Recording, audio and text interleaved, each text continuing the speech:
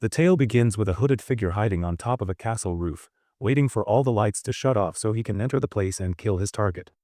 But before he could jump in, he senses someone behind him, and looks back to find a black-haired young boy standing on one of the towers staring at him from afar.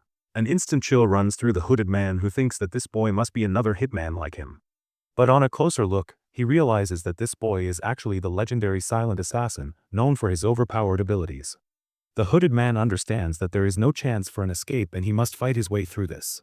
So, he instantly runs to get a better angle and throws several sharpened metal spikes at the silent assassin. Sadly for him, though, the assassin is too fast and dodges the attack with ease before sprinting toward the hooded man. The man pulls out his dagger and tries to end it with a single thrust, but the black-haired boy manages to block and deflect the strike with his own dagger in less than a second. They clash repeatedly on the rooftop before the boy expertly disarms his opponent. The hitman is not giving up that easily, though, as he throws more spikes, which the assassin evades. But this creates an opening for the hooded man to counter. Unfortunately for him, the black-haired boy already predicted this and slips past the blow, appearing behind him. The hooded hitman grows desperate as he realizes that the gap in their power is massive, and tries to unleash every trick he has on the younger assassin. The boy, however, stays calm, deflecting and blocking every slash and strike the hitman sends his way, even stopping his hidden shoe blade. With that, the hitman is left without a single trick in reserve, while the assassin simply stabs him in the arm before breaking his legs and leaving him on the ground. The hitman cannot believe how easily the boy handled him, but accepts his defeat as a sword falls from above, ending his suffering instantly. With his rival eliminated, the assassin steps into the room of his target, who is sleeping on the bed without any clue of the danger nearby.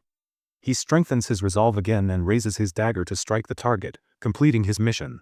Not long ago, this deadly assassin was just a normal, lonely teen named Akira from Japan who went to high school and preferred spending his time alone, reading mangas on his phone. Most of his classmates never cared about him, but one sudden day, a strange tear forms in their reality, and he along with all his classmates gets transported to a totally different world in the middle of a court. They all panic, trying to understand whether it is a dream or some elaborate prank when an old mage steps out from a door, saying that the royal majesty wants to speak with them. None of them understand what is going on, while some think that this is some costume event. But soon the king walks into the room with the princess and welcomes them to the new world where they have been summoned by a special magical ritual. The king wastes no time, claiming that he is the ruler of the biggest human kingdom, which now faces the threat of a demon attack. He states that only a hero from another world holds the true power to defeat the demon lord once and for all, otherwise they will all face death and destruction. The mage then steps forward, saying that they must find out who the hero is and tells everyone to come ahead and place their hands on the magic crystal one at a time. One excited boy goes first, placing his hands on the crystal only to reveal his status, which turns out to be nothing more than an animal trainer. He looks disappointed, but the mage tells him not to worry since he still has the stats far beyond the reach of any normal person.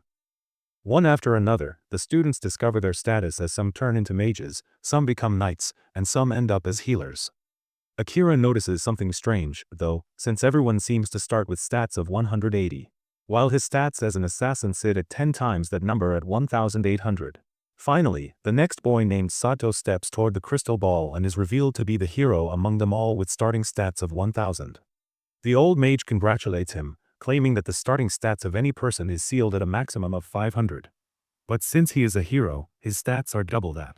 This proves something is off about Akira's numbers as his stats are nearly double the hero's. Everyone cheers for Sato since he is the most popular kid in the class, while one of Akira's classmates pushes him to show his own stats to everyone as well. Akira thinks about the situation they are in and considering they know nothing about this world or how things work here. He feels it is dumb to expose such an abnormal number and that he should first gather more information about it. With everyone's stats decided and the hero revealed, the old mage states that they will all be given weapons and other gear according to their classes and sends them off to their rooms for the night. While heading back, he also spots a hidden camera, which means these people are monitoring them, something that is definitely suspicious. So, he decides to use his concealed presence ability to slip past everyone. Once in his room, he changes into something suitable before stepping onto the balcony, taking in the fact that he truly is in another world. With that, he decides he should start gathering more information soon. And with a few jumps, he climbs the wall to the top of the castle without effort. He thinks about his own insane abilities. He suddenly sees an open window and sneaks into the king's work chamber, where the king asks the princess if everything is moving as planned. The princess answers that the kids from the other world seem clueless about what is happening, and none of them have much magical ability to be any threat.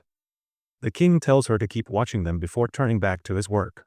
With his concealed presence skill, Akira is practically invisible as he stands beside the king, thinking how easily he could eliminate this man right now, but chooses not to. The next morning, Akira sits at the breakfast table with the rest of the class who act like they have no concerns at all. While Sato, the popular good guy, stands up and gives a cringy speech about how they are all far stronger than they were back in their world. So they should focus on helping the people here and fight the demon lords exactly as the king told them. Everyone in class agrees loudly with the ridiculous idea, while Akira wonders if he should reveal what he knows, since these fools think the king and the princess are their friends. After breakfast, the students gather at the training ground, where the Lord Commander of the Royal Army named Saren introduces himself, and says that since they are all beginners, he will train them so that after a month, they can go inside a dungeon and actually test their abilities. Sato immediately boosts everyone's spirits, claiming they will do their best while Akira stays hidden, silently watching the whole circus. He decides to go off alone to gather more information, but surprisingly, he gets followed by Saren, who leaves the class to his lieutenant, Gil. Akira wonders if his concealed presence skill shut off or has a time limit. But Saren simply smiles, telling him his abilities are working perfectly fine. He reveals that he himself has mystical eyesight which lets him see temperature differences. So he is basically a walking thermal camera. Akira tenses up and places his hand on his blade, asking if they are going to have a problem, but Saren calms him down, claiming he has no plan of exposing him to the king or the princess. Akira stays cautious and asks whose side he is truly on. But Saren replies that it is much more complex, and cannot be explained so simply. Realizing that he is not lying, Akira lowers his guard a little, and mentions that he wants to visit the library to gather as much information as possible. When Saren asks what level his conceal ability is, Akira reveals that it is already maxed out, which is insane, but the rest of his abilities are only level 1, and he has no clue how to increase them. Saren smiles, claiming that he can help him with that since he will not get what he wants from the library anyway. Akira wonders how much he should trust him, but he cannot deny that the idea of getting stronger is exciting. He controls himself and asks Saren how he can return home.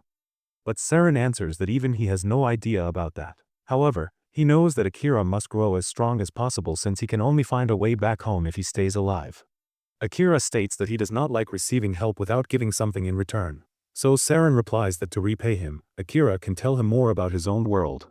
This works as Akira shakes hands with Saren, becoming the first person in this world he chooses to trust.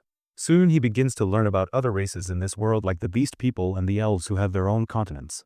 He also continues to train his physical and mental abilities, claiming that only training can level up his skills and make him stronger, while his class trains separately under the guidance of Gil. One evening he visits Saren after finding a book he is sure the commander wrote. Saren takes the book and smiles, claiming that it is indeed a plan to overthrow the king written by him, and disguised as a cookbook. Saren reveals that the king is a broken man beyond repairing who is about to do something insane to change how the world functions, and Saren cannot let that happen. At the same time, he is the commander of the royal knights who have a sacred duty to protect the king. Akira understands his dilemma and reveals that he had the chance to eliminate the king on the night they were summoned, but he could not bring himself to use his dagger. Saren replies warmly that he made the right choice since being an assassin does not mean he must commit murder.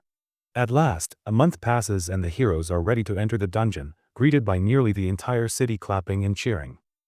However, in the distance, Akira spots a hooded girl glaring at them. So he uses his skills to appear behind her, catching her by surprise. He asks why she is staring with such hatred, and the blue-haired girl replies that everyone in the city praises him and his classmates as heroes, but she knows the sacrifice that was made to summon them here. Akira admits he knows nothing of any sacrifice, but like some NPC, she tells him to figure it out on his own and walks away. Soon after, they enter the dungeon where monsters appear from every corner, and every stone seems to be a trapdoor revealing even more monsters. The students look tired and weak. While Akira blocks many attackers before asking Saren whether they should head back, Saren replies that they have done enough for the day and uses his divine skill to clear a path. Gil orders everyone to run towards the exit, but they still find themselves underground and blocked by several monsters. Suddenly, the cringe lord Sato remembers the smoke bomb given by the princess, claiming that it will scare off monsters. So he throws the bomb at them, but to his horror, a creature emerges from the smoke. Gil arrives, shocked to find a minotaur on an upper floor since they should only appear deeper in the dungeon.